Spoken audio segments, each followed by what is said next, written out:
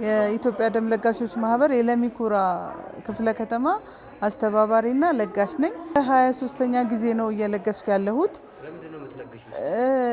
ደሜ ለወገኔ በደም እጥረት ምክንያት ለሚሞቱ በመውለድ ምክንያት በመኪና አደጋ ምክንያት ብዙ አደጋ ለሚደርስባቸው እኔ እግዚአብሔር ጤና ሰጥቶኝ መለገስ ከቻልኩኝ ወገኔ እንዲድን ብዬ ነው።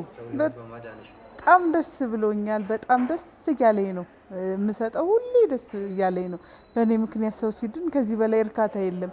በጣም በቃ በህይወቴ የሚያስደስተኝ ነገር ደም መለገስ ነው። እኔ ከ18 ዓመት በላይ የሆነ ሰው ሁሉ ማንኛውም ጤነኛ የሆነ ሰው ሁሉ አንደኛ በመስጠቱ እርካታ ያገኛል፣ ሁለተኛ ወገኑን ነው የሚያድነው።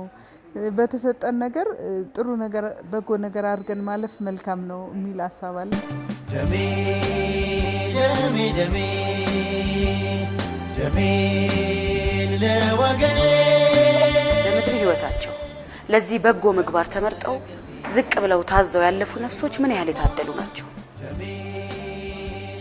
ብዙዎች በቀናነት በለገሱት ደም የብዙ ወላዶችን እንዲሁም አደጋ ላይ የነበሩ ነፍሶች እንደታደጉስ ስንቶቻችን ተረዳን?